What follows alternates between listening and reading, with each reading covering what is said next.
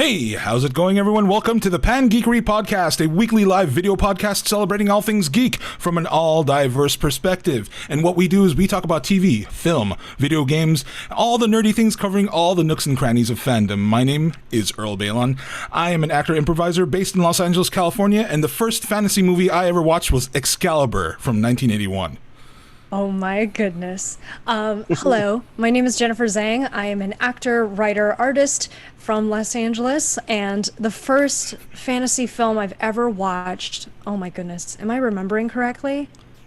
It might be the first Lord of the Rings, Fellowship of the Ring. Fellowship? Oh, wow, really? Mm-hmm. All the way in 2000 Yeah. or 2001. Hey guys, my name is Caitlin Fay. I'm a director, a writer, an actor, and a musician. And holy crap, there had to have been a fantasy film I saw prior to Fellowship of the Ring, but I'm drawing blanks. I watched Xena and Hercules The Legendary Journeys. on TV. No, you can't just spring these questions on us, Earl. Like, you gotta give us time to think sometimes. I'm sure, but we'll just go. Yeah. Okay. Fellowship. All right. Okay. And my name is Andy Lowe. I'm a director and producer, and it was not my first, but the first one the earliest one that comes to mind is Lady Hawk, and I love it. Nice. So I'm gonna call out Lady Hawk because Lady Hawk. Michelle Pfeiffer was a goddess. Yes, Hauer still is is. a much underplayed leading man. We only think of him as a villain, but he was a great leading man. And I'm just gonna throw that out there. I'm just saying. Awesome. So I do want to say a big welcome to Andy Lowe here, officially our new guest host to our virtual table. Everybody give a big welcome to Andy Lowe. Yay! Thanks for joining the team, man. You mean host? You meant Thank you. co-host. Oh, sorry. not guest host. Co-host. I'm so sorry. Been our guest host. Probation is still being judged. No. Upgrade. Our first, his first time officially Official. as a co-host. So As a coast. Coast. As a coast. Ghost 103. Coast 103.9. Okay. Anyway. Mike Sakalarides. Hey, what's up to everybody in chat? Vic Chi, Winner, Cybermaki, what's up, everybody? Angfernal, thank you for the sub, Gen Z. Our biggest fan. So, Yeah. we got a lot of things going on today. First of all, we have our special guest, Karen Huie from Ghost of Tsushima. We will bring her out in a little bit, but we are also talking about a lot of other things. We are talking about geeky news. We're talking some Gertie Rex. Geeky news. Some good Nerdy news. Geeky Rex. A lot of other stuff. It's been 100 degrees. Everyone's I can't talk anymore. It's so hot. We're getting hot and dirty. But do check out our streaming schedule and our Discord. Shout out to everybody in the chat. So Wednesdays we have Jen streaming Fall Guy. We'll figure that out. Okay. What was that? We actually I'm gonna be streaming Fall Guys Thursday at 5 p.m. and then we're Got gonna it. do the group stream with Destiny at 8 p.m. for Thursdays. Got it. Okay. So we will work out the rest of that stream, and the streaming schedule will be up in our Discord later. So, how's everybody doing? Good. One word. How's everybody doing? Shamrock. Shamrock. Hot. Hot. Also same hot. That being said, you know what else is hot? Ghost of Tsushima. Ooh, nice segue. Thanks. Without further ado, let's bring on our special guest, Miss Karen Huie. Yay! Hi. Thank you for having me. For sure. Thank you for joining us at the virtual guest table. Of course, I'm so Your excited. presence brings honor to us all. Yes. Thank you for the set. Letting Yeah. me sit in front of the set. Yeah, right? You spared no expense. No, clearly not. Yeah. So how are you doing today? I'm good. I got 2 swims in today. Wow. Wow. Yeah. Now you're just So bragging. I just was able to decompress. My gosh. Wow. Oh wow. But it dropped down to 94 today from 112 yesterday, which was Wow. Yeah, ridiculous. yesterday was ridiculous. Brutal. You're in LA, or where are you? I'm in LA. Okay.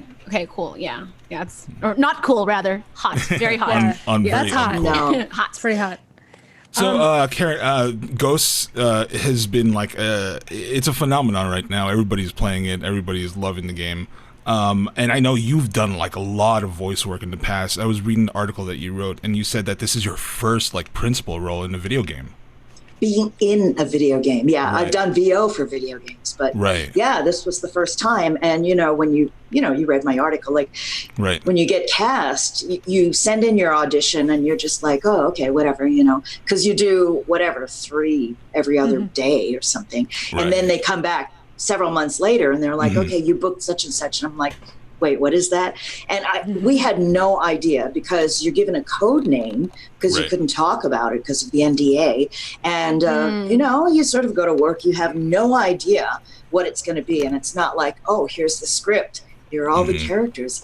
In that way, it's kind of like a Woody Allen movie where it's like, okay, so today you're going to do these 150 lines. And you're like, so what's, and then, that's where you're relying on your director, your VO director, because you don't know the context. You just see the lines.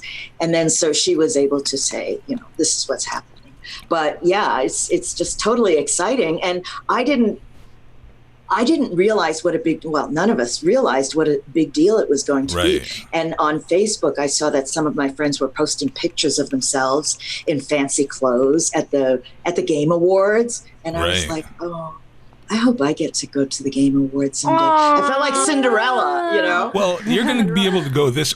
They're not going to have them. You this are year. the Game Awards. Oh, Yes. Right. Thank you. That's so sweet. But then Daisuke, who plays Jin, the lead character, he then posted the trailer, and I said, I think this is the game that we worked on. I mean, how many games could he have worked on where he so played a crazy. samurai? So crazy, yeah. now Because we didn't know. No, you So were doing, you didn't even know back then. I mean, That's so while you were working on crazy. the project. No. They keep you Yeah. so out of the know. It's No, like, I mean, because I had scenes with him. So I knew Right. he played a samurai and I knew what I played or whatever. But then when he posted that trailer, it was gorgeous. And I was like, oh my God. And then like the curtain rises and you see the orchestra playing the score on stage. And I was cool. like, what? What's happening? And then the camera pulled back some more and then you see the audience. And then it said, whatever, the 2020 Game Awards or whatever it was.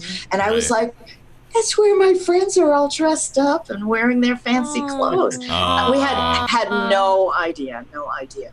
And So- it was wow. The thing, it was codenamed Rain back in the day. huge. Yes. Yeah. Yeah. And Good detective work. right, little detective work. I know. I had to do it really quick. Look through some old stuff. Something called Google. Yeah. Change the weather while playing the flute, though. So I just gosh, they didn't do the Game Awards live this year then, but like they did it No. right. Did they have them at all? They had them. That's where they dropped. And I think it might have been in December Oh, okay. Yes, it's Oh, from December last of the year. year. of 2019. Yeah. Yeah. And so, I mean, it was live. That was right before the pandemic. Right. now, so when was the bulk of the recording that you were doing? I mean, I guess it was over a long period of time. Like you went back for pickup sessions and stuff, right? But when did you start recording? So they booked me in 2017, Oh, wow. and they said she's going to work through 2018. Wow. And I had 20 sessions booked from, like your face thing and I mean, the whole process, right? Getting Right. photographed and all of that. And I got done in, I think it was February of 2020. Nice. Wow, Which, that was actually Commitment. really, really close to release then too. Yeah. Right? Yeah. They'll keep on going like pretty close till to yeah. release. It's like pencils down. Yeah, it's like college. Yeah, Turn in your exactly. essay. Yeah. Exactly. And so Yeah. then and you were also doing motion cap as well, or I was supposed to do mocap, but I guess they decided that my character sat around a lot, and so I ended up not having to do it.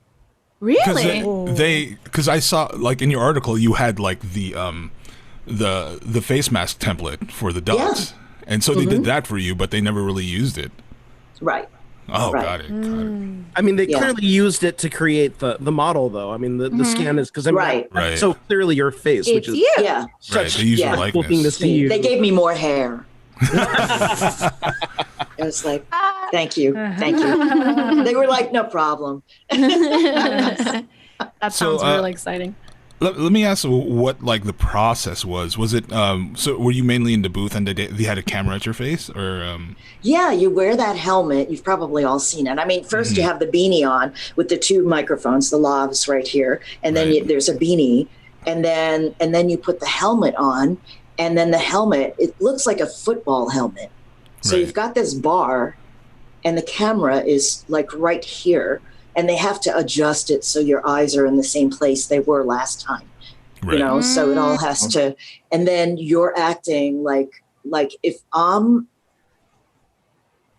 I'm here, like the camera is here, and I'm talking to Jin might be there. You know what I Right. mean? You see the difference of me looking.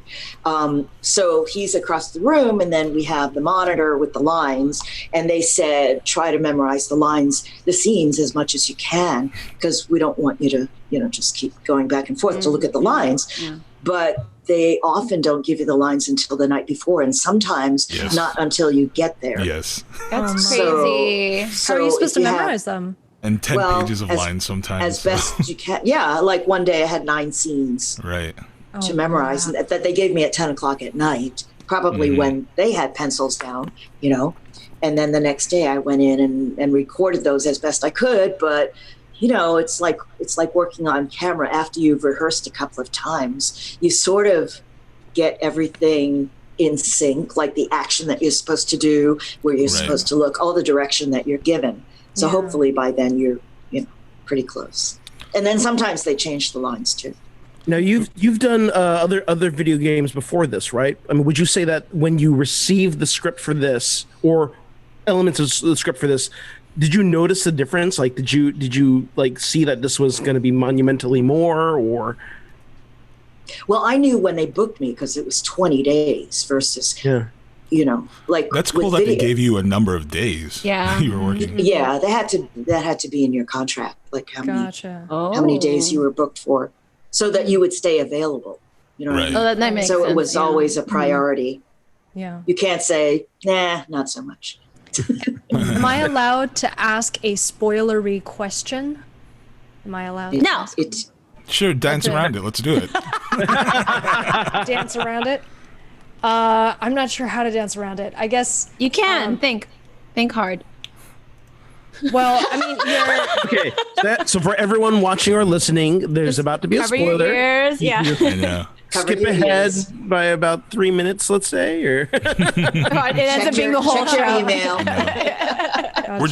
We're gonna outline the entire plot of Yeah, the Ghost The entire right plot. now. Go ahead. Yeah. When and if Dracula comes back from the dead. That's an inside joke. That's an inside Yeah. joke. Okay. So, Karen, you play Yuriko, who is the she is a very important person inside the Shimoda house, right?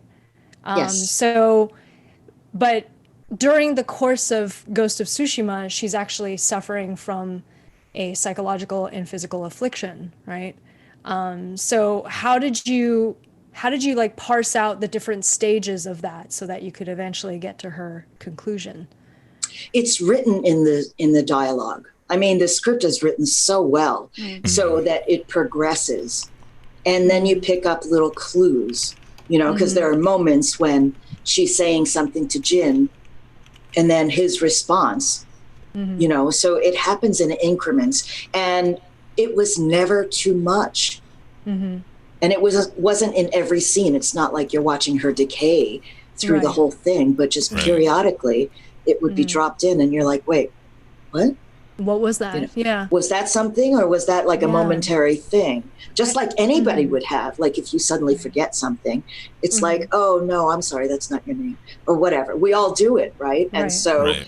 it was written so beautifully that it would just drop in and you go, wait, what? And even when I was watching some of the walkthroughs, even some of the gamers like, wait, what did she just call him? You know, and then the plot moves on, right? And so it's planted, but then you move ahead, and then it's so cumulative, but it's so beautifully parsed out that it was easy for me to act, because in that moment, you could have just forgotten, or sometimes, like a lot of parents think that they'll call you by your mom's name because it's like, oh, sorry, you look so much like your mother, or whatever, you know? Yeah. That it happens. It doesn't necessarily mean that they have any kind of illness or psychological disorder. It's just decaying brain cells. Right. The beauty too of like Ghost of Tsushima as a game is that every segment is almost like a Kurosawa movie, right? It's like a different chapter. So even like featured characters such as the character that you played get a featured story with different episodic storylines, right? So if you choose to engage with these different storylines mid-game, then you get to see the trajectory of a character unfold, and you learn about their past and what they can do to help Jin now, right? So when I was playing it, I actually didn't quite make a mistake, but I found it a little bit humorous that like I started a chapter of Yuriko's, and then started the next one right away. And I felt that perhaps like the two chapters had an implied time difference between the two, because I could see that the place where you were at in the latter chapter was already like further removed from the state that you were in from the previous chapter. So like, you know, for me playing it back to back and seeing your character make that transformation, it really like ironed in for me like, oh, time has passed. Like we're seeing more of this now. Yeah. It was really beautifully done. And I know you had written something about it too. Yeah, and also I want to say about Kurosawa, and I think that some of the people playing this game are going to be familiar with Kurosawa, and others are not. Others are going to discover his work. But the beautiful thing about Kurosawa's films is that the townspeople, some of whom have no names, are the Greek chorus. Yes. It's like the townspeople. It's like the ladies who are washing the clothes at the well, and somebody walks by. They know the story of that guy who just walked by. Yep. Yeah. And that's Seven what's Samurai. exactly. And that's what's so beautiful. I mean, his townspeople. And in Seven Samurai, there is a joke. There is a visual joke. And I've seen it 20 times. It's so good. It's such a good film. It's so good. Wait, which joke? So there's a visual joke. So you know when the farmers go into town to look for samurai to come and protect them from the bandits coming back, right? So finally they get all of them back, and the guy stands at the precipice and he goes, "Oi!" And then way in the distance you hear, "Oi!" And then you can barely see them unless it's on a 70mm screen. Wow. All of a sudden, you see everyone disperse. And you're like, what? Shouldn't they be greeting them, gathering to greet them? They all run. And then, if you remember later on, even if you missed that part, there's another scene now where one of the farmers is chasing after his daughter with a knife to cut her hair. I don't know if you remember that scene. She's washing her hair, and she feels his presence. She turns around and she sees this look on his face like he's about to pounce on her. And then she sees the knife in his hand, and then she goes running. He goes running after her. And that is linked to the townspeople running away, because now these samurai were coming into their sacred farmland, and the farmers were afraid for their wives and daughters. Is that why he was trying to cut his daughter's hair? Yes. To make her look like a boy.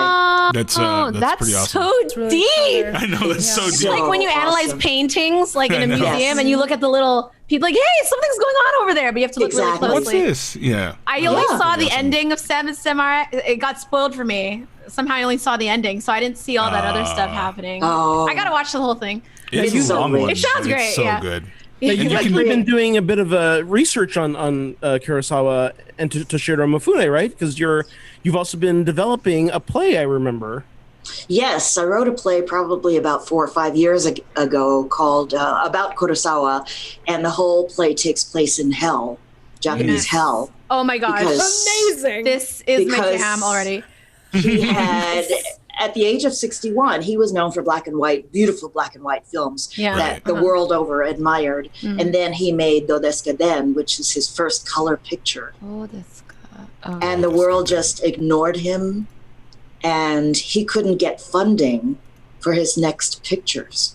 And he got really depressed, so he attempted suicide.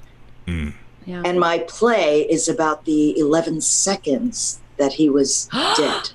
Nice. Where can I read / watch this play? Wow. It's gonna the Blank Theater. Okay. The Blank Theater is doing a workshop of it in early 2021. Okay. We did one at Playwrights Arena, actually. Right. And Francois Chow, who was also in Ghost of Tsushima. He played Kurosawa. Oh, nice. Oh, what? He didn't mention that. It's all connected. It's all connected. We're all connected. So, Karen, we have had Daisuke on the show, and then we just had Francois. Oh, you did? Great. We are completing the You're not our only celebrity. Ghost of Tsushima.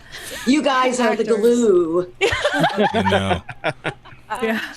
We are the glue. Yes. But Mike Hagiwara played Mifune in my play. Oh, nice. 11 seconds. We haven't had him yet, but so all these East West players connections. Yes, exactly. Right. Exactly. So we're looking at that maybe in 2021, you said, at the beginning of 2021, we're going to have the workshop of it at the Blank Theater. Nice. Very cool. How exciting. Yeah. So we do have a few we do have a few questions from the chat. Sure. Well, first of all, Vic Chi says, "I love Karen. Someone tell her I love her." He says, "I love Karen." Karen, all caps. Karen, all caps. Someone tell her I love her. Exclamation point.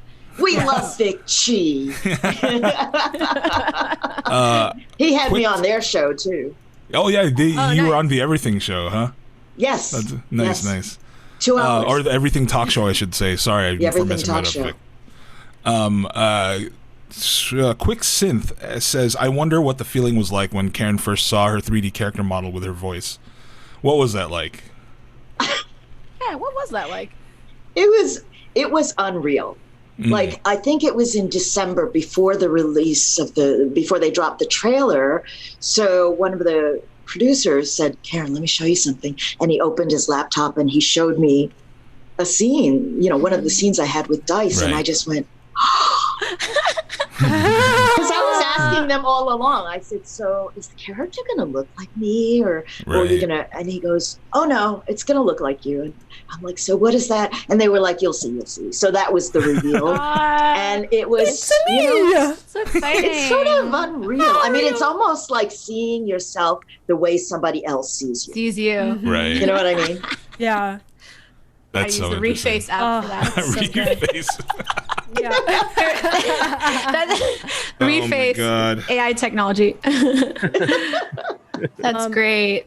Another question in chat is from Infernal, basically asking, did Daisuke know about what your character was going through while he was doing those scenes with you, or did he find out at the time of shooting? I'm going to guess that he knew more than I did because he worked like all the way through. Right. Yeah. So I'm guessing, whereas with some of us, we just drop in to do the scenes with him. We don't necessarily know what else is going on with other people. But he sort of has to know because he's carrying the game. And he carried it beautifully. Oh, yeah. I wish I could say absolutely, but I haven't played it yet. I just started last night. Oh, cool. You should stream it, Karen. Yeah, stream it. I know Dice is like a pretty big following on Twitch right now. He's blown up. Yeah. The guy has blown up. And he played on his birthday on Twitch. I watched some of it. Yeah. Dice it was hilarious last night because I was making dice because I'd never played a video game before or handled a controller. Oh, no way. So my neighbor let me borrow his and he set it up and then he wanted to get me going.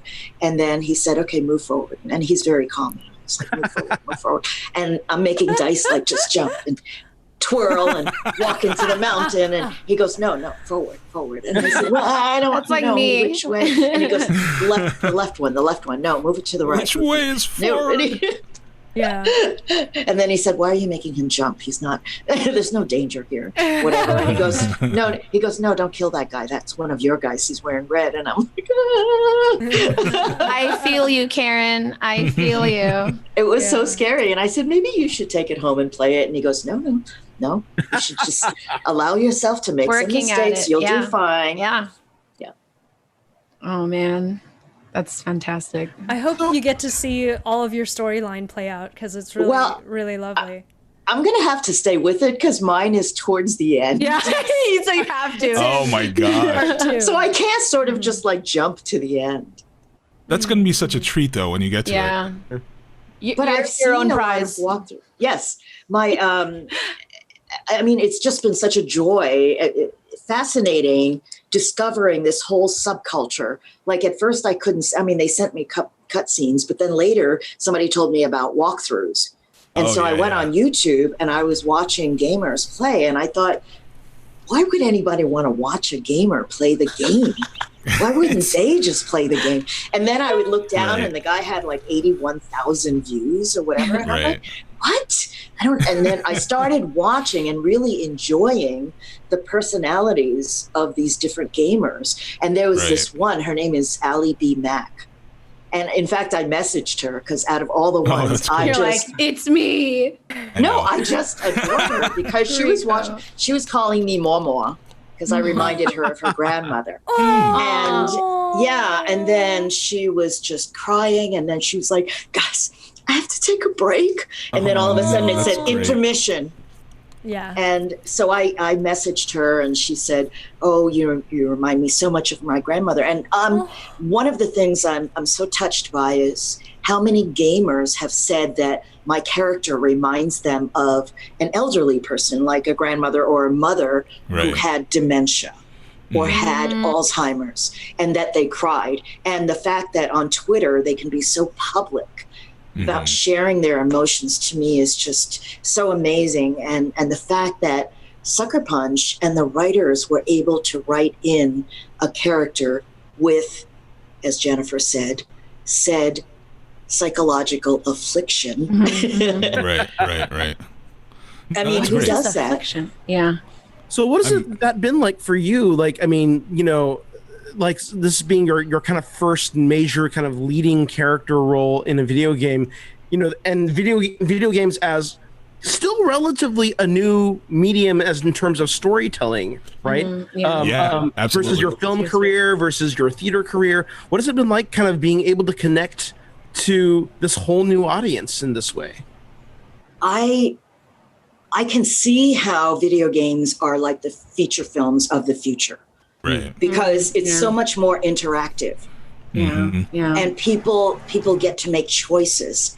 And I think, feature films are great because you just sit there and you take in the whole experience. But video games are a completely different thing. And I have a friend, Eddie Frierson, whose son, I'll think of his name in a minute. He's named after Maddie. No, Maddie, or he's named after a baseball player. He's in Germany, and I remember Eddie used to tell us, oh, my son's in Germany. He hosts video game championships. And we're like, Gamescom or... What does he do? And he goes, well, there are these people who play games, and then they're competing against somebody else playing that same game or whatever. And I said, that's a thing? And this is... I know, right? My thoughts 4 or 5 years ago. I'm like, what is that? And then now... And then I emailed him and I said, I get it now. I get it. And I get the appeal of the gamers because of their personalities and because you're watching people interact and emote in real time. You're getting to know what they think, what they feel, because they're focusing on playing the game. So they may not be as guarded as we are socially. Right. We're going to protect what we're going to say, when we're going to say it, how we're going to say it. But if they're playing a game, all of a sudden they're saying these things because their mind is preoccupied. And I can see how that is so much more relatable and genuine. Mm-hmm. And this whole subculture is just fascinating to me. It's awesome to me that you're embracing this subculture, because like I know a lot of people like my age and above have are completely they don't look at it as something that's real, but it's so cool that you're embracing it, and then you're seeing it for the merits that it has. That's pretty awesome.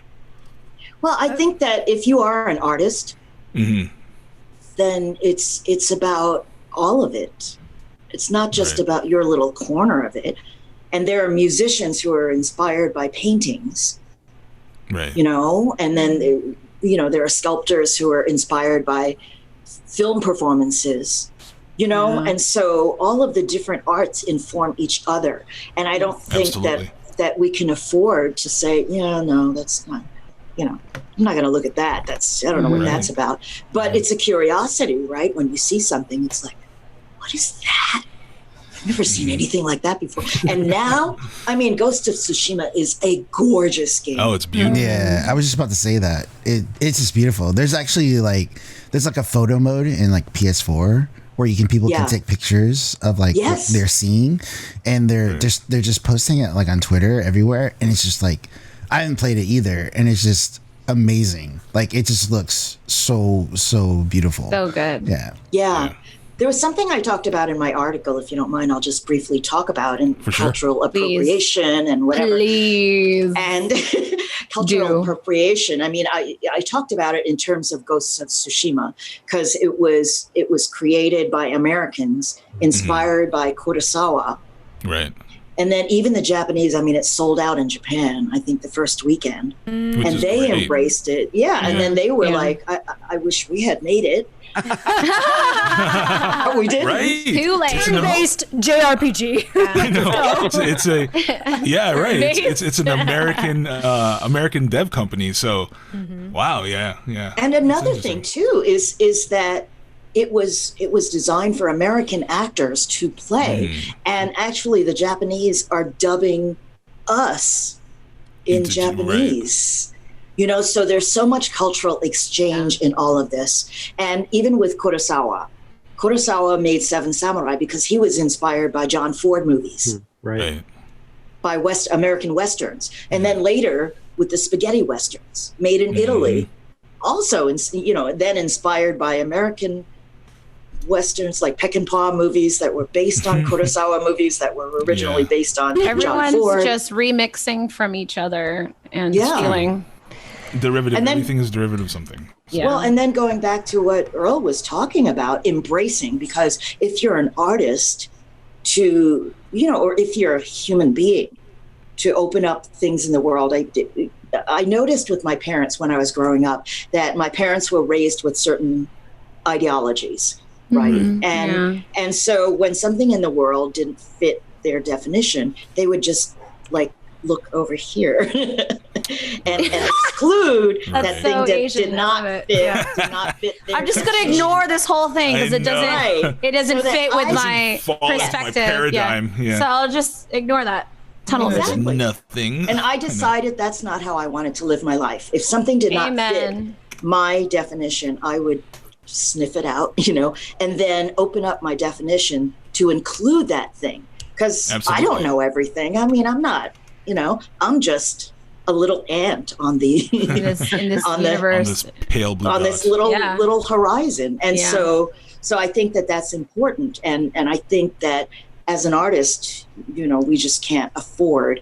And that's why when we see performances, there was somebody who said this to me once, if we just keep watching movies and TV shows, we're just going to repeat the performances of actors. Right. What we really need to watch are people to have genuine performances, Right. Absolutely. So sometimes when we're seeing something, we're so drawn to it because we hadn't seen that before, because it's, it's just genuine. It's in the moment. It's spontaneous. It's whatever it is. It may be a tiny moment, but all of a sudden it's like, wow, look at that. YouTube videos, right? All of a sudden, we're watching cats do things we never thought cats do, or sit in the way that cats don't sit. They sit like humans. We had no idea. Yeah. I'll say, I mean, so I will say that I've had the pleasure of being in Karen's voice acting class for the last 7 weeks. And, something that I really loved about being in that class was kind of getting some of your perspective and a lot of like kind of your personal philosophy that, you're talking about right now is what was very striking for me of how much freedom you have willed yourself to have in your voice acting class or in your voice acting career, all the the kind of diverse range of characters that you have kind of been able to spread your wings into. And I'm just wondering if you can talk a little bit about some of that, like just kind of some of us have recognized your voice in Star Wars a little bit. I know you've done some other games, but I'd love to just kind of share some of that with this crowd as well. Yeah, you can't assume that people are going to invite you in to do anything. You have to kind of take ownership of that. And I think in the class I talked about, like when we were looping a show, filling in the soundscape, the human soundscape of a TV show.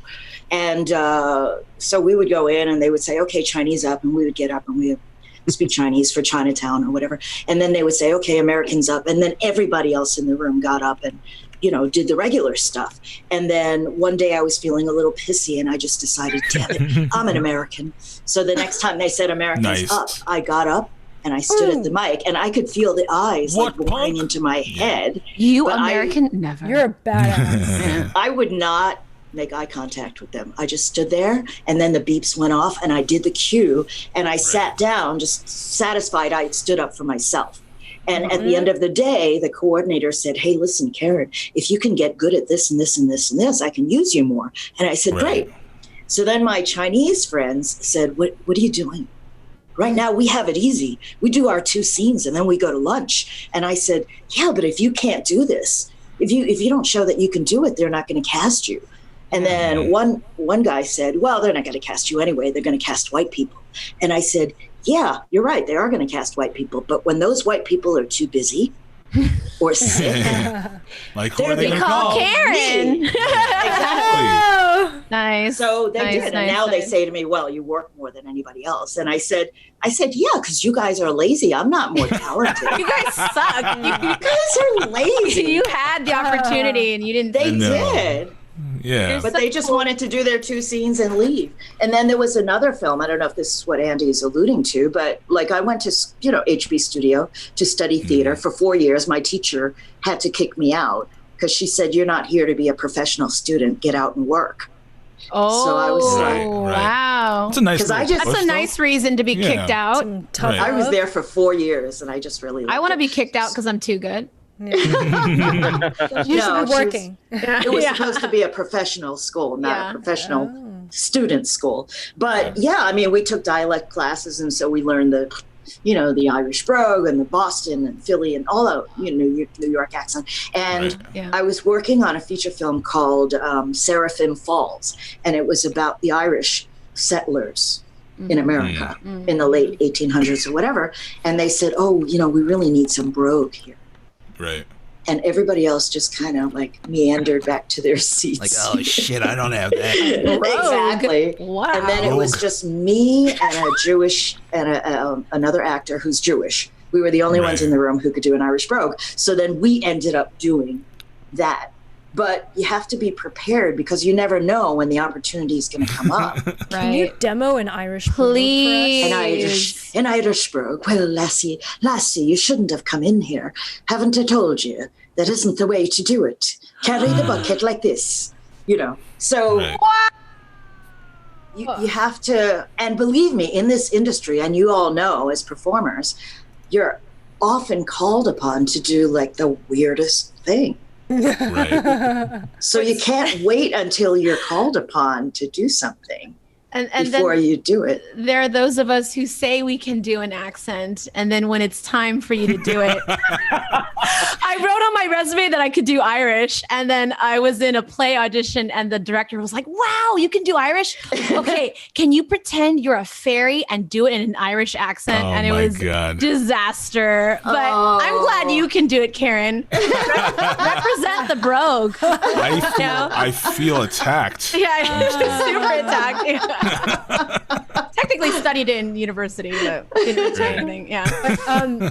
But like the class that Andy took, like I told them, if you feel like it, just speak to me in a different voice, in a different accent. That's so cool. Just randomly, just do it, because you don't want the audition to be the first time that sound comes out of your mouth. Oh, it's shocking when it comes out of your mouth. Yeah. I mean, and it shocks you first and most of all, which is Yeah. really bad. I need to take your class, Karen. But You do. It's really fun, right, Andy? I would Well, love and to. it's coming up too, right? Wait, Yes. really? Yes. When? Soon. It's soon. I think September. September's. Yeah. So really soon. So we actually have two classes. One is a more advanced class, which is a practicum voiceover lab, and that is starting on September 20th. Oh. That will run for 6 weeks. And then we also have the main class, which is the voice of your own sound, an overview of the basics of voiceover, and that will begin on September 19th. And that will also run for 6 weeks. That's so And those are cool. The voice available of your at the- sound. Available. And may I say we had. Oh, go ahead, Andy. At Oh, East and, West and Players. available at the East West Players website. Get that in. Find it on East West Players. EWP.org. plug. I know. Thank you, Andy. Mention the class without saying where it was going to be. I know. Thank you so much, Andy. But I just wanted to quickly say also that there were so many people who signed up. We had 30 students. So I said to Jade, I don't want 30 people in one class. Let's open up a second section if there's enough for a second section. Yeah. So I had 2 different sections. But I want to say that one of the actors booked a job. Nice. Wow. And actually, Andy may or may not know this. Kennedy emailed me. Cabasaris? He took, Cabasaris. He emailed me because he took the class and he was interested in audiobooks. He told me that since we ended our class, he's been auditioning on ACX. And just the other day, he emailed me and he said, "Karen, I booked not 1 book, but 2 books by the same author." Oh, that's great. Oh. That's awesome. Amazing. And I'm so pleased. So pleased. Oh, Good to hear. Very great. So people are Kennedy. getting out Great there. guy. Yeah. Yeah. Yeah. ACX And he's is really good at audiobooks. Excellent. Going back to what you were saying about diligence and perseverance as an actor and being there for when the opportunities have arrived. You've been in so many geek franchises. I mean, like for us, like a geek podcast, we're just like elated that you've been in like Solo, Fallen Order, Force Awakens, Last Jedi, Rogue One. Like, what is this all about? Deadpool, Incredibles 2, like. And I'm seeing on your IMDb that you have like, additional voices. What exactly does that mean for like, a motion picture like that? Like what kind of work are you doing on those sets? So I did the last 5 Star Wars, and I did what's called looping.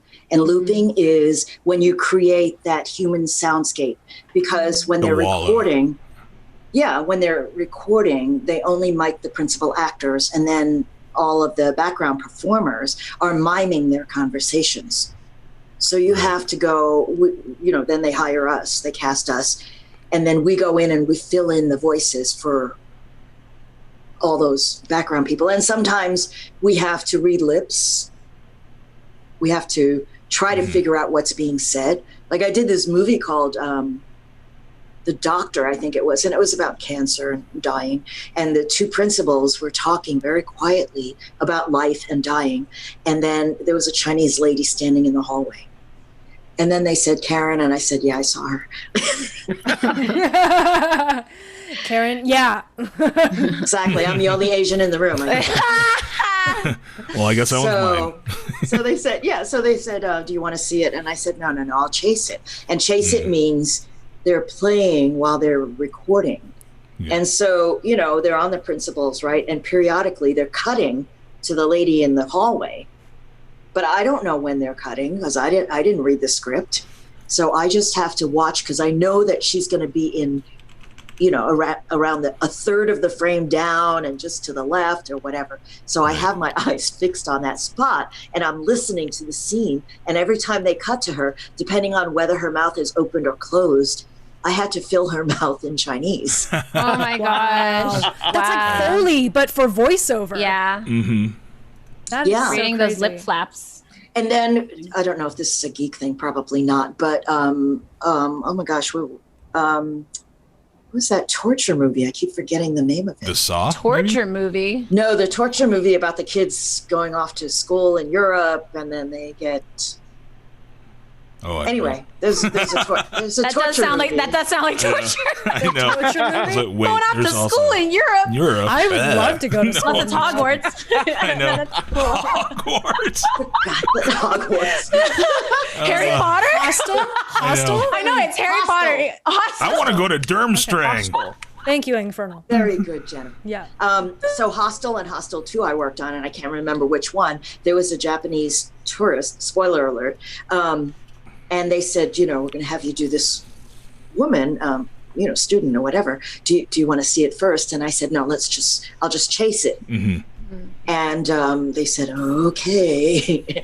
And so I'm watching, I'm following this girl. When she breathes, I breathe. When she says something, I say something or whatever. Right. And then all of a sudden she's caught, strapped down, whatever. And she has her mouth like I think she was gagged or whatever. And no, she was asphyxiated. Mm-hmm. So the screams, right? And then till her eyeballs fell out. What? Of course. Hostile. Yeah. So I chased it. I mean, I don't know how long that scene was. Oh my God. Yeah. So that is torture. That is torture. That's definitely not Harry Potter. It's torture. No. That's not Harry Potter. It's torture. Absolutely. And so it was so scary to me that when I was watching it and I saw what it was, because I don't like horror things, I said to one of my fellow actors who was watching the screen, I said, Dave, I'm going to look at you and you tell me what you see, because I can't bear to look at the screen. So he was like, oh my God. And I'm like, what? And he was like, oh no. And I'm like, finally, I just had to turn around and see, and I was like, do you just kind of like, is that like the last thing you do in the session, or like what do you do to like preserve your voice when you have like efforts of that kind of level?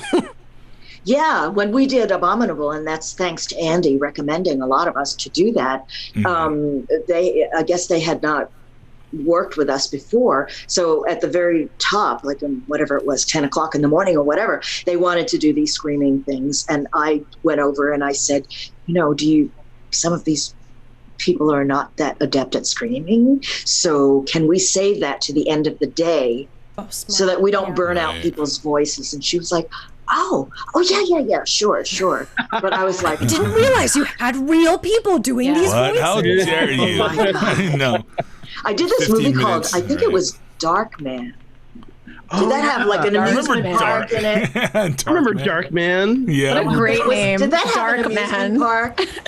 Yeah. And that was like Liam Neeson's like first major film. There you go, Liam Yes. freaking Neeson. Yeah. So that was a while ago. The Dark 11 Man. o'clock That was like in the morning. 90s, we had to do all the people screaming on the Ferris wheel because they were stuck up there. Oh my God. Right. So great. We were like, can we wait until they said, no, we need to get it done. Because the rest of the movie is screaming as well. Amazing. Can I ask, do you have a favorite role that you've done out of all the many voice acting roles that you've done, or just acting in general? What is there one particular character or role that is close to your heart? Or it's just too hard to Yuriko say? is definitely up there. I was going to say, really, that I really enjoyed. seems like a dream her. role, really. Yeah. Yeah. But there are also roles I've done on stage at East West Players that I really love doing also. There's East West again. Plug Yes. that. Plug. Cool. So, Karen, I just want to thank you so much for being here today. It has been an amazing conversation with you. I would like you to plug your the voice class one more time before we bid you a good night. Do you still have available Space? spots, or? I believe so. I haven't checked it. So the Voice of Your Own Sound is a general voiceover class. However, I have you leaning forward because I take you through 12 genres of voiceover. Oh. So it's like animation, video games, commercials, audiobooks, e-learning. So every week, basically, we cover 2. I mean, we can't cover them in, extensively because we only have 3 hours. And that's why I give you links to read on your own. And because I take it off of whoever's participating, some people are interested in video games, other people in animation or whatever. So I tailor it to that so that by the end of it, and also I take you through how to set up your home studio and also how to prepare to make a demo. Not because I think, I don't want anybody to think you can take a 6-week class and make a demo and get an agent, but I take you through the process, right? I take you through the process so that you'll understand what is involved. And the thing is, a lot of schools will do that, and they'll charge you a lot of money to do something like a demo, and they're kind of just stealing people's money. So, yeah. Yep. I mean, you can record it on your own, but I won't. Right. Yeah. No, that's so great of you. Yeah, and then that's one class. It's a lot, and we have practical exercises. We loop Rear Window in my class. We do a lot of fun exercises, and then the other class is a practicum because you can't just learn what you learn and then not practice at it. So every week we'll do animation or video games, or audiobooks or whatever. So it's just reading. It's cold reading or whatever you've prepared. And I must say, I'm looking forward to that one too because I really do. A lot of us who are in the class, I mean, just honestly working with you and kind of getting your notes, so, and just kind of, it's like you think about voice acting and you think, oh, okay, that's easy. I just have to talk to the mic. And then you're there with the copy. There's so much more. And then, Karen was wonderful about kind of giving notes about where you need to be technical and where you need to be more performance focused, which was such a great kind of thing to kind of get the crash course coming into it. So I'm going to link this in the chat for everybody, so everybody take a look at that. That is where the course is for what we've been talking about. There you go. I always forget that part.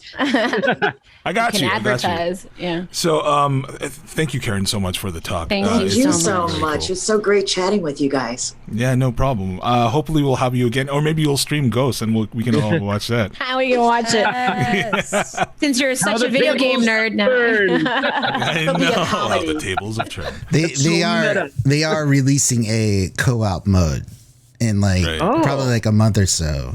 So you can actually play together. Right now it's just solo, but that would be interesting. Yeah. So if you want to stream on Pinky Gree or whatever, as you're playing, let us know. Jen play with Jen. We can set you up here, if you want to. Thank you. That'd be awesome. And I will also mention that on the 16th, Karen will be on the East West Players, East West Wednesdays with some of the other, with Francois and with Dice and Theodore and a couple other folks too.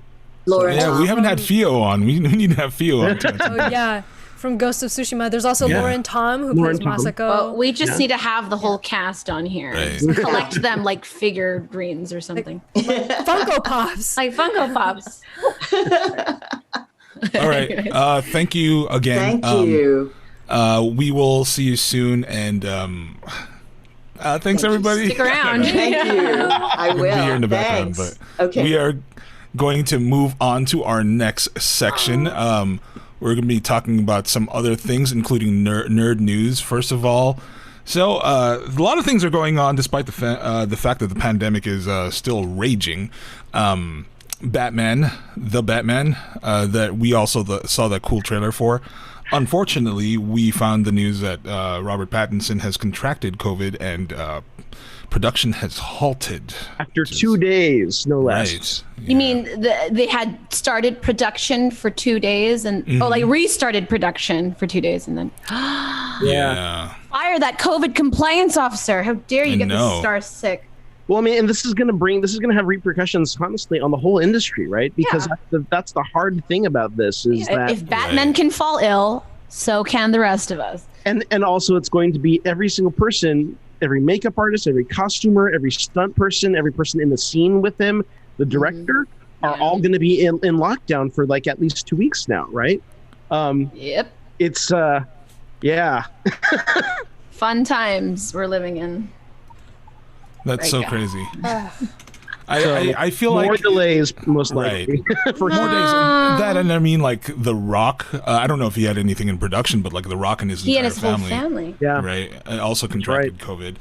I don't know. There's this feeling. I feel like it's like Icarus, right? You flew too high too fast, and we're trying to get something done when it's not all the way safe. That was pretty nerdy how you brought that in there. Like we're on a nerd podcast or It's something. like mythological. Yeah. You know what I mean? No. This Very pandemic nerdy. is on a mythic scale. Mythic scale, yeah. What am I doing? What is wrong with my life? But yeah, I don't know. I feel like we need a few more months before I'm going to feel safe, like on set.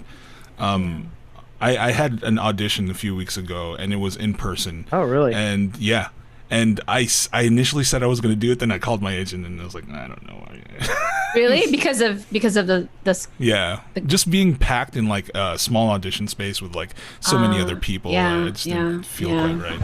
Actually should give you a I mean, due to the times, they should be able to give you like, you know, remote auditions. I'm not sure why. For most of them, this was kind of this was like most of my auditions Special have been, case. Yeah, this is a special case. This is like one out of maybe 30 or 40, you know. Yeah. But it still happens. So what else is happening? We have nerd news. Nerd news. Mulan. Oh my goodness. Who wants So, to start us off? Has anyone seen it? I have not. You have not. No. So I Is have. this you, Andy? All right, ladies and gentlemen, take it to Andy Lowe for the rest of the segment. Lord. All right. I mean, you know, there's a part of me that like you can see they tried, Right. but there's a certain amount of you. It's very clear and obvious that the majority of this creative team were not. No amount of consultants. Really? It's that apparent. Yeah, I mean, you know, it's tricky with China too, because I mean, you know, and I can go on for hours about this, but because this has been a thing that I find really interesting is just looking at the difference in story structure in China specifically versus conventional story structure as we know it, being of a Western culture. You're right? reminding me of your PowerPoint presentation already. And that's what it is. It is at the core of it. You have individualism, as we know it, which drives the Joseph Campbell story arc, and then you have collectivism, which creates a different kind of story structure. There are similar beats, but they don't always kind of play out in the same way, and they get interpreted in different ways. A lot of Chinese films look like they don't have character development to Western audiences. Not because they don't, it's just they see character development differently. Different, right. But then there's like stupid things where like, you know, the Chinese Phoenix is not about rebirth. I don't think that means what you think it means. Right, Can you enlighten us? In China, what does the Phoenix represent?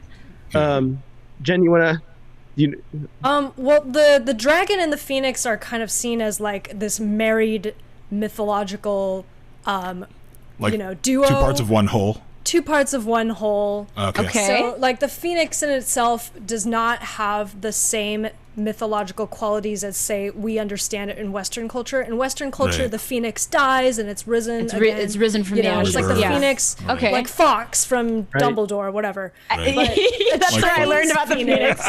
From Yeah. Harry Potter. Yeah. and so like versus Chinese Phoenix, which is like it's like I think the actual the Mandarin word is Feng Hong, but I'm saying it completely wrong. It's okay, Andy. But which is actually two words, which is like male bird, female bird. So it's actually kind of so Feng Hong okay. is kind of a, you know, the duality of kind of divine femininity. It was also used as a symbol representing the Empress too. Right. Okay. So that still could have been used if they just had some freaking Chinese people to go, hey. How What did does this how mean? did how did Right. something like that not? How did that pass? How did that fly? I almost care. It's like they just don't care, is what it is, or they don't know. I don't think there are any gatekeepers, creatively speaking, who are representative on the development panel that could have had the creative input to like make that call. Right. Just the insight to like look at it. And you know, upon like reading some articles, it's like it sounds like they did work extensively with the Chinese government. You know, so the Chinese government says you have to have this in. You can see like there's like it's almost clinical in how it checks off certain boxes and things, how it handles story. But it's ends up being kind of sterile sometimes, where it's just like there's no emotional connection, dots aren't connected. Oh, okay. Here was another. Actually, I need to gripe on this pet peeve. Also, chi is not magic. What do you mean chi's not magic? It's true. How the dare original chi's energy, right?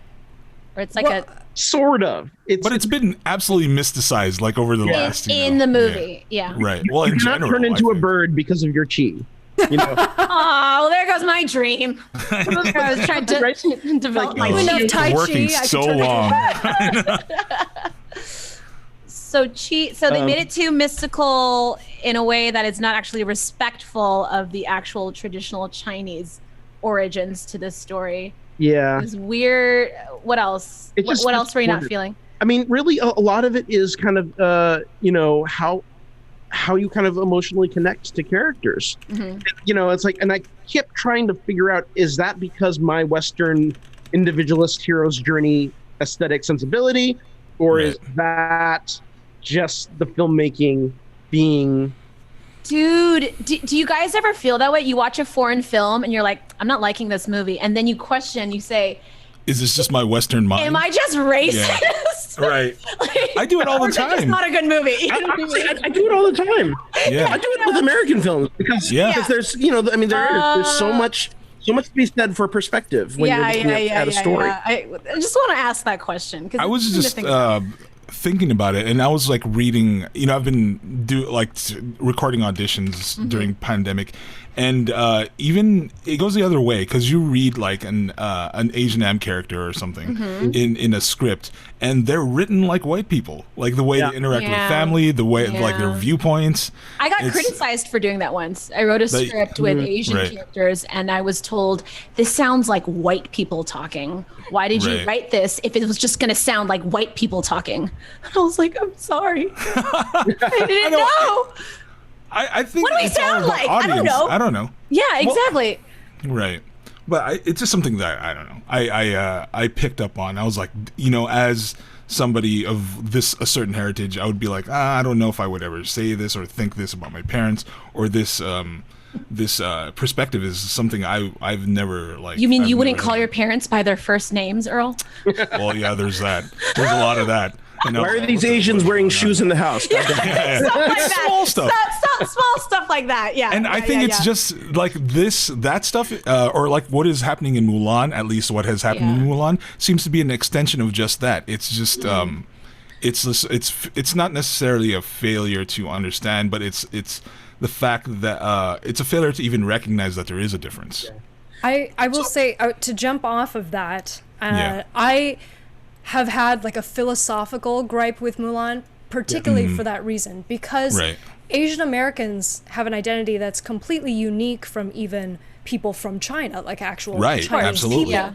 Those are two separate entities, and when Western culture conflates them as one and the same, which a lot of identities get erased. You know, so like that is another hoop to jump through as far as representation goes, because if you don't have actual creatives that hold that duality, you don't actually get to see what Asian Americans are like. You know? Right, it's very true. All that is to say, you know, if you have Disney Plus, I think you can wait till December. It still is an enjoyable movie. You can turn off parts of your brain. It's pretty. There's some beautiful. I heard it's very pretty. I was going to ask, Andy, is there anything that you did like? Yeah, actually, there are. I mean, you know, that's the thing. It's like there are things it does well, such as. Well, I mean, like, and how it's shot. A lot of the design work is quite lovely. Okay.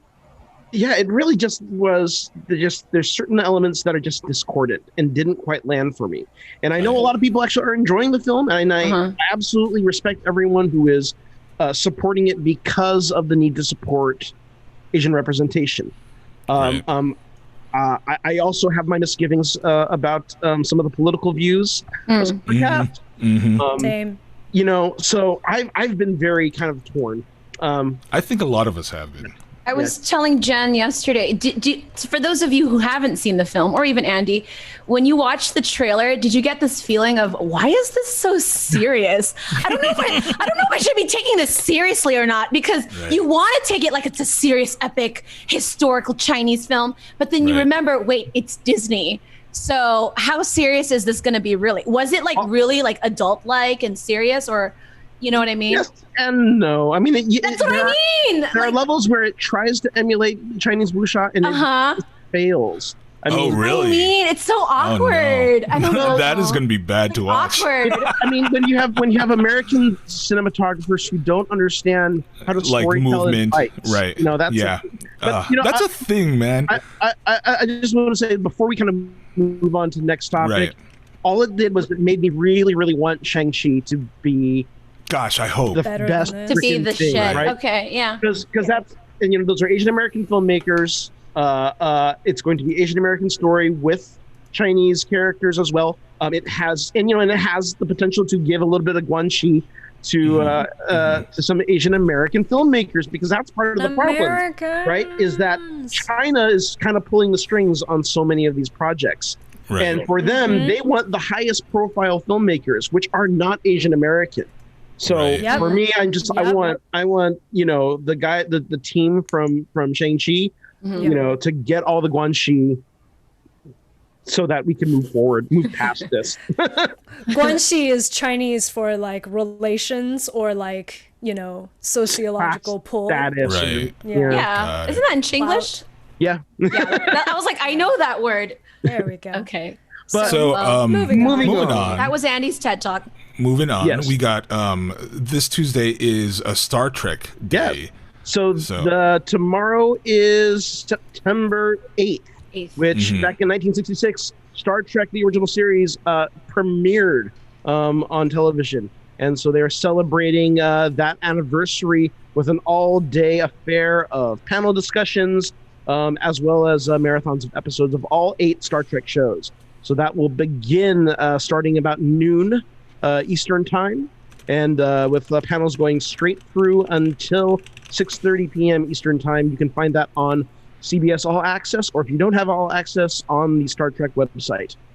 Right. And that's right. So who here is binging Star Trek? I will also say, sorry, I haven't binged Star Trek at all.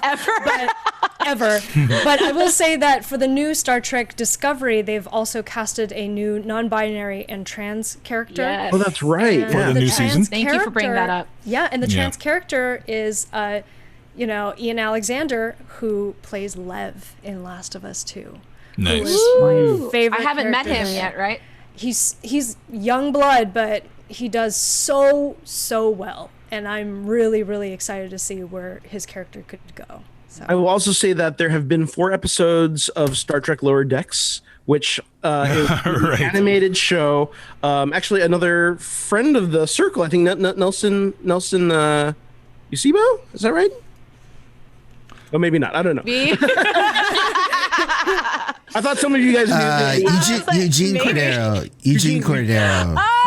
Isn't it? Yeah. I don't know who that Yeah. Eugene Cordero is in it. That is a word. I don't know if I recognize it. But I'm not sure what he plays. I think he plays one of the officers. We just know he's he's definitely in it though, and like I don't know how big of a role, but hopefully, you know, we could talk to him in person about it. Maybe we'll see. And it is, and I will say it's a really fun show. If you are at all a fan of that Next Generation era of Star Trek, actually, which is still my favorite series. Even honestly. TOS, they are packed full of really fun, kind of mundane gags of how these Star Trek tropes kind of fill out like everyday life for these lower deck characters.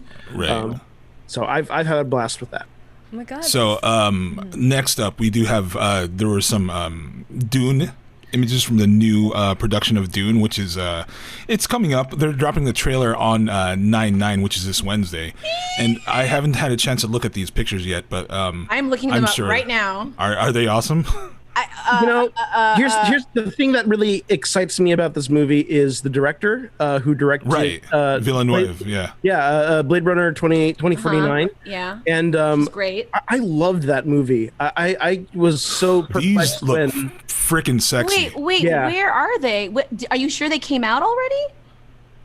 The new production pictures? photos? I just linked them in the PG chat. I'm looking at them right now. Yeah, they came out on Empire. Yeah, they're there. In the Empire, Empire had a really big article, and they're sorry.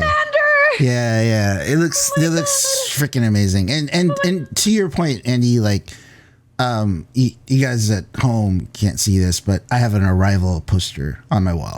So like, that is a great movie. It's like literally one of my favorite movies in the last like 10 years. I've probably watched it like 20 times easy. Wow. Yeah, so these look freaking great. Yeah, and Blade Runner 2049. Like, oh man, my God. Right. Sicario is pretty good too. Like Sicario is a great movie. Yeah, I love that.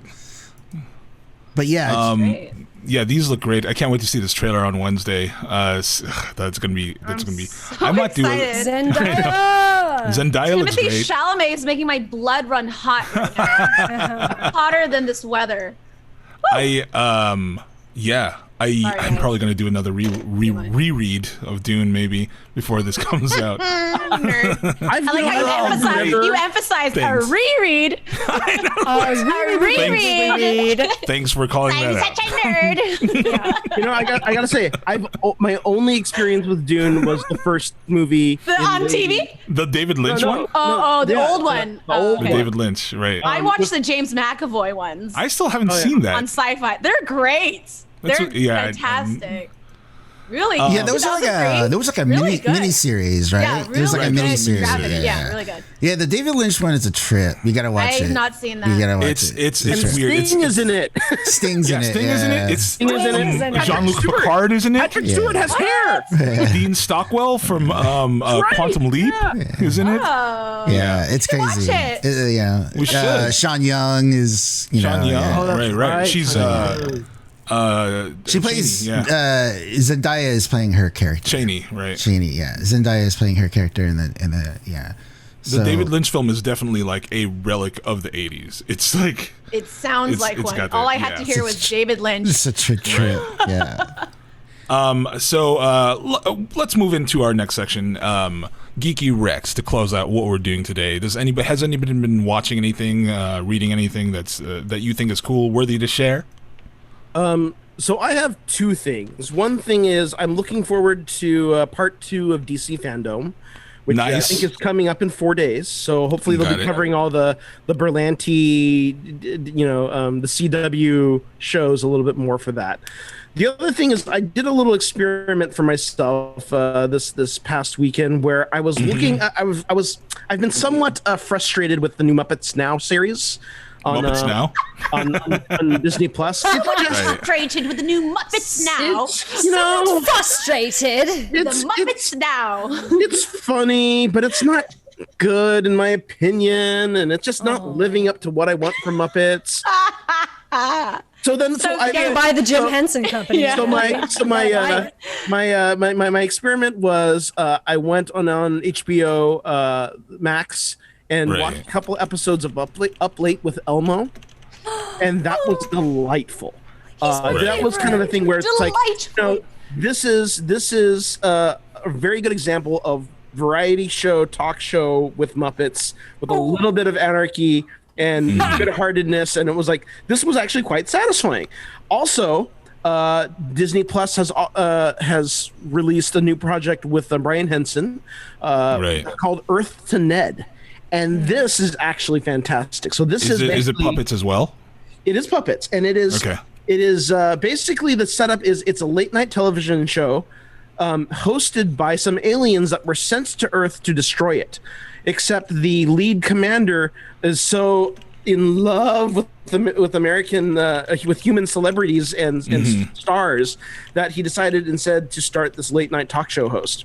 And so basically every episode he has a couple of guests. He goes through the whole late night thing. They kind of make fun of late night tropes, and then they end with his reports to his commanding admiral about what he's learned about humanity through his interactions with TV stars. right. In a kind of more Colin Orkin kind of a way. It's pretty great. That's nice. Does anybody else have any geeky recs? Me and Caitlin's are kind of joined. Can I talk about? Yeah. Okay, so more recently, just yesterday, I introduced Caitlin to The Last of Us 2, and she was playing for the very first time. And wait, have you watched the first one already? So I played the beginning of the first one, and then yesterday Jen told me everything that happens in the first one, the whole rundown. First game. And then, go on, Jen. Well, tell them your experience. Like, how was your experience playing the second game?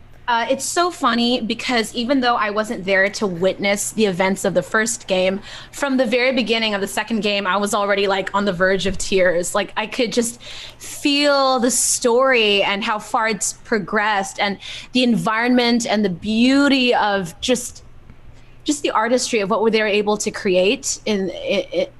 As if you're like in the fields of Wyoming, and there's like mountains and fields, and the voice acting and even the mocap acting and the facial expressions and the dialogue and the writing and the music and everything. I texted Jen today. I'm like, Jen, I'm serious. I actually want to play this game. Like seriously play it. Like I'm going to come to your house every week. We're going to go through this thing. I know it's on very light right now, but Jen, it's a hard game though, isn't it? Even for like a regular player? Even for on light, it's pretty hard, yeah. Okay, so, but I believe in myself.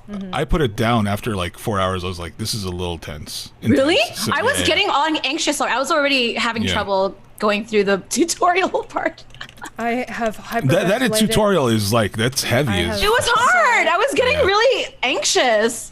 That's the entire game. Yeah. when I played against the Rat King, who is the infamous monster, I almost had a panic attack. And I believe it. I believe it. Yeah, it's very anxiety inducing. Mm-hmm. Yeah. So I did that. I also since we're talking about geeky recs, I'm reading a book called Assassin's Apprentice. I don't know if you guys have heard of it. It's book one in the Farseer trilogy by Robin Hobb, who is like the female George R.R. Martin, I'm told. So I'm really enjoying that because I like fantasy. And then last night I discovered this thing called ASMR ambiance. Jen obviously is a big ASMR artist, but I don't know how I never found out about these before. So there are these YouTube videos and all these different channels on YouTube. People create like visuals using Photoshop and Final Cut or whatever, and they create ambiance landscapes. For example, I was listening to rain falling in a thunderstorm in Victorian era London, or like enchanted forest tea party sounds, or ancient Roman bath sounds. It's just like the type of stuff that you can play and zen out to. I use it to fall asleep. Jen, when I was at your house yesterday, I was falling asleep to like ASMR ambiance. It was amazing, and I highly recommend it to anyone who has trouble falling asleep because it's just so relaxing. Was that nerdy? I mean, does anyone sleep anymore? No. Really? I don't know. I don't know what sleep is anymore. Actually, I just kind of like meditate like an elf. So I've been watching more of Korra. Legend of Korra, really? Yeah. I'm only a few episodes into the first season. I just finished the entire Airbender. Saga. So that's fresh in my mind. I'm going back to back. And of course, like, Korra is not as like instantly emotionally accessible as Airbender was, but it certainly does feel more like a teen drama. You know what I mean? Yeah. There's some, Right. there's I mean, some, that's the thing, you know, this did come out like a couple years after that, so it was kind of growing up with their audience a little bit too. I'm actually on season 3 of my rewatch right now, so. Gotcha. Well, I mean, it's interesting to see because I actually really love the world building of the ATLA and Korra series because, you know, ATLA was set in almost like more ancient society, right? And then Korra is set in like an amalgamation of like the kind of steampunk. Right. And this is like after like the Republic has been established. Correct. Yes. So like the city itself reminds me of like steampunk, of like New York meets Shanghai meets like I was gonna say Shanghai, Singapore, that kind of that classic harbor town. Yeah. It's very well done because you see like and London. I was gonna say London. Yeah. You know, because it has that like industrial era feel to it. You finally see like the world entering a like technological state, you know, or enter like an industrial revolution, which is very interesting because now with the new era the world seems a little bit more complex. I think I feel like I actually love some of the arcs they have in the first season, but I feel like it really takes off on the world building the second. I'm curious to hear what you have to say as you get. There's a lot of world building when you get to later seasons. I'm gonna withhold my opinion, but like, okay, I'll keep watching. You know, it's definitely it's something you got to watch. My geeky rec is I started I think it's a German series, Dark. You started it. Yeah. I've heard good things. What is that about? So it's basically it's about darkness. It's about a small town. I attack the darkness. It's about a small town. Dark. It's about his name is Dark. It's about a small town in Germany, and there's a nuclear reactor that kind of is the town's lifeblood, and kids just keep on going. They go missing.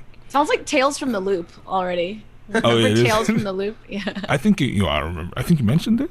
Oh, you guys didn't watch it. I watched it. On here. Okay. But yeah, that's what I'm doing. I don't know how far I'm in, and I probably will do a rewatch just because like I was kind of doing watching it while I was cleaning. But so far it's super interesting. The mystery box is still something you want to find out about. And the acting is great, even though it's German. A lot of it is dubbed. The dubbing it's a good dub. So, yeah. So I always wanted to watch it with subtitles, but it seems like most people watch it dubbed into English. Is that correct? Or it's fine to watch it. I don't know. I'm stubborn. I don't like watching dubs. I want to watch the subtitled version. The subtitle is it's also good, but I'm just saying like the dubs are good enough where it's not overtly distracting. Gotcha. Okay. Yeah. That's hard to do. So yeah, it's very hard to do. Yeah.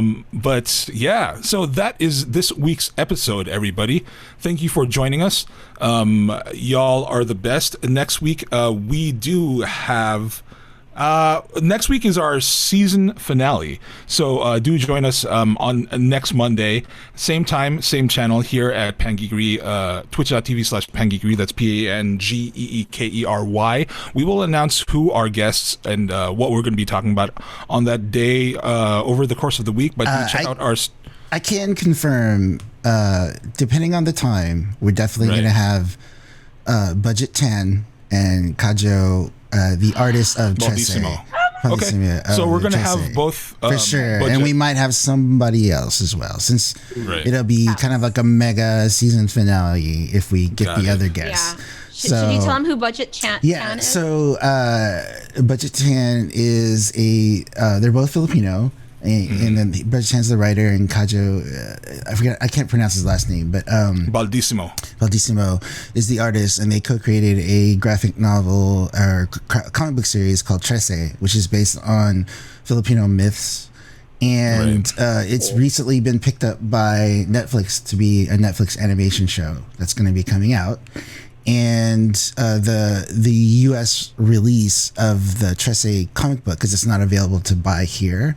It's actually this month. It's in September. So we thought it would be great and timely to have it, and it's kind of cool because there's a lot of connections there. So yeah, but yeah, thank you guys. So we'll see you guys next week. Yes, thank you for the host, Dechart Games. Yeah, yes, thank you for the host, Brian, Amelia. Y'all are. They just tweeted us out. I feel bad that we're leaving, but yeah, thank you guys. Y'all are super cool. They've been hosting us, but I just wanted to introduce Earl and the connection to Dechart Games real quick. Earl, if you wanted to explain why it is that we're being hosted by the card. Brian and Amelia have been playing Shadow of the Tomb Raider, and I am one of the voice actors in Shadow of the Tomb Raider, the character Jonah, and they had me on their finale episode this past Saturday. And we're so gracious enough to like drop a raid in my chat, and they're the best.